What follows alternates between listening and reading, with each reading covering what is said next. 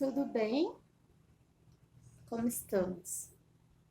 Então, hoje a professora veio conversar com vocês sobre o nosso conteúdo que a gente está estudando e tô aqui com a minha apostila aberta e eu tô olhando, né, que vocês começaram a estudar as rochas, a formação do solo, esse lugar onde a gente pisa.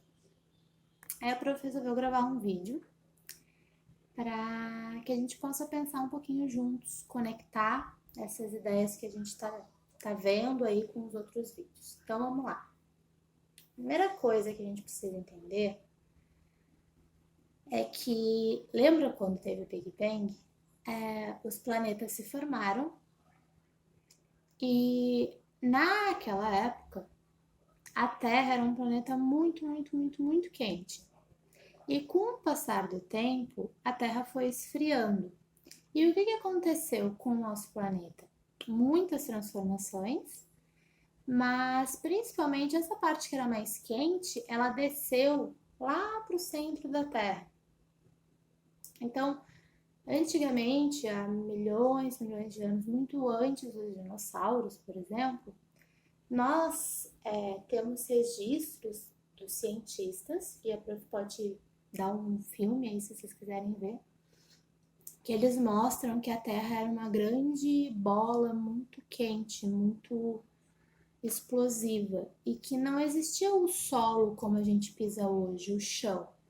Existia só todo esse chão, vamos dizer assim, esses minerais, esse solo, no seu formato derretido, seu formato líquido, porque a Terra tinha uma temperatura muito alta. Com o passar dos anos, a temperatura da Terra foi baixando.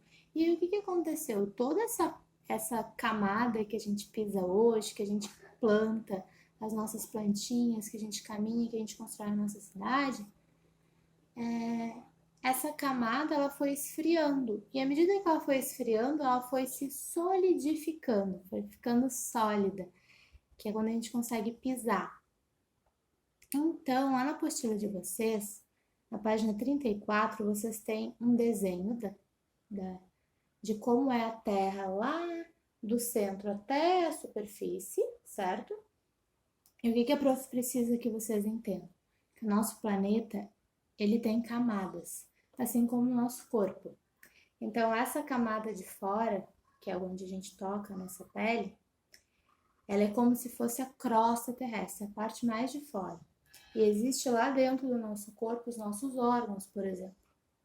Os órgãos da Terra vão ser as camadas mais internas, mais profundas que o nosso planeta tem. E esses níveis mais profundos, essas partes internas lá de dentro da Terra, elas ainda são muito quentes. Elas ainda têm todas essas rochas, todos esses minerais, num formato que a gente chama de líquido.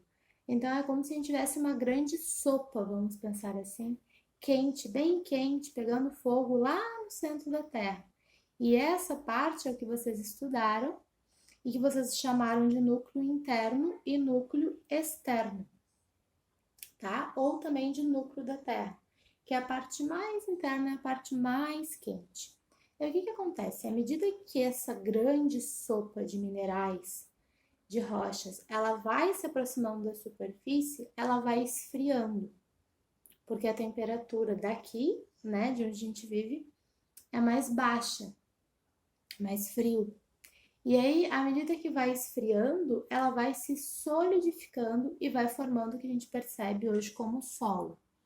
Então, quem já foi na praia e já caminhou pelas pedras, pelas rochas, vocês viram que tem diversas rochas, que as rochas são diferentes, e que elas se desgastam com o mar, com o sol, com a chuva.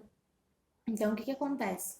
Todo esse solo que a gente tem, gente, onde a gente pisa, as rochas, os morros, onde a gente constrói as nossas cidades, tudo isso veio lá do centro da Terra, lá do núcleo, passou pelo manto e chegou então no que a gente chama de superfície ou de crosta terrestre, E quando vai se aproximando da crosta, vai esfriando e vai formando o nosso solo, o lugar onde a gente pisa, certo? E aí o que acontece? Muitas vezes, vamos pensar de novo na nossa sopa de legumes. Se você faz uma sopa com mais beterraba, que é um legume roxo, a sopa vai ficar mais roxa. Se você usa mais cenoura, a sopa fica mais laranja. Se você usa mais batata, a sopa vai ficar mais branca. Então, dentro da terra existem vários minerais, vários tipos de minerais: o ferro, o níquel, cobalto, vários. E dependendo do mineral, do tipo de mineral que vai vir para a superfície da terra, ele vai ter uma característica, ele vai ter uma cor, ele vai ter um jeito, ele vai poder ser utilizado para alguma coisa, porque ele tem uma característica. Então, assim como a beterraba e a cenoura são legumes e são coloridos, eles têm cores diferentes e sabores diferentes. E vão deixar a sopa com uma cor diferente, né? Um gosto diferente. O mesmo acontece com o nosso solo. Ele é formado por um monte de minerais, certo? E dependendo do mineral que está ali, a gente vai ter um solo, por exemplo, mais rígido, mais duro, ou um solo que vai acumular mais água, ou um solo que vai se esfarelar com mais facilidade. Então, tudo depende de qual mineral saiu lá do núcleo da Terra. Foi? Então, por exemplo, lá na nossa página 35, a gente vê uma cena, né, de um vulcão assim explodindo, coisa mais bonita de ver, né? Bonita porque a gente não tá lá. O que tem ali naquele vulcão? Tem lava saindo, magma, e esse magma ele vem direto lá do núcleo da Terra. Então existem regiões que tem como se fosse um canal, um cano, onde tem uma conexão direta com o núcleo da Terra. E aí a gente consegue ver esse solo que vai se formar, né, no seu formato líquido, que a gente chama de magma ou de lava. E aí o que acontece? Quando esse magma vem para a superfície, ele esfria e forma as rochas. E aí uma das coisas que a professora perguntou para vocês é como é que essas rochas se transformam, né? Então, o que eu preciso que vocês entendam? Que vocês são pequenininhos, vocês vão estudar isso mais para frente. Mas quais são as forças que modificam o nosso solo? Então, a chuva, o vento, o sol, os humanos, né? Construir coisas em cima. O que mais que a gente pode pensar? A noite, a umidade. Então, a gente tem um nome em ciências que se chama erosão e intemperismo, que são os processos que modificam o solo. E esses processos vão fazer com que, por exemplo, uma região como um deserto, onde tem mais vento, ou seja, mais erosão e uma temperatura mais alta, tenha um solo de um jeito, que é completamente diferente, por exemplo, do solo da cidade de vocês, que tem chuvas e tem água, então vai ser um solo mais úmido. Então, o que a gente precisa entender é que, embora os minerais que vêm lá no centro da Terra podem vir a ser os mesmos,